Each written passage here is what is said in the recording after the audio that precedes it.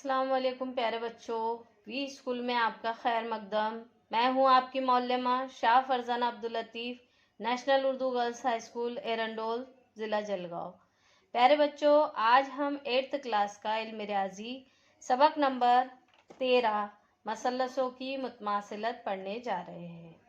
मसलसों के बारे में आपको जानकारी है कि मसलस 3 ज़ीलों वाली शक्ल को मसलस कहते हैं। अब ये मुतमासिलत क्या है, इसको जानने के लिए हम मुख्तलिफ अशकाल का मुशाहदा करेंगे। जैसे यहाँ पर एक कंगन है जो मैं आपको बता रही हूँ, और ये दूसरा, ये दोनों एक दूसरे के मसावी है। अगर इनको एक के ऊपर एक रख दिया जाए तो हमको एक ही कंगन नज़र आएगा। एक दूसरे पर इनको मुंतबिक कर दिया जाए तो एक ही हमको कंगन नज़र आता है, एक ही हमको चूड़ी नज़र आती है। तो इस तरह की अशकाल, इस तरह की शक्ल जो एक से एक मुताबिकत रखती है उसे मुतमासिल कहते हैं।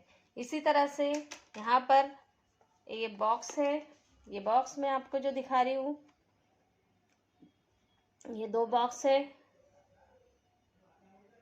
स्क्वायर शक्ल में, ये एक बॉक्स और ये एक बॉक्स है इस तरह से। ये भी अगर हम एक दूसरे पर रख दिए तो एक ही बॉक्स हमको नज़र आता है, यानी ये एक दूसरे के मुतमासिल है।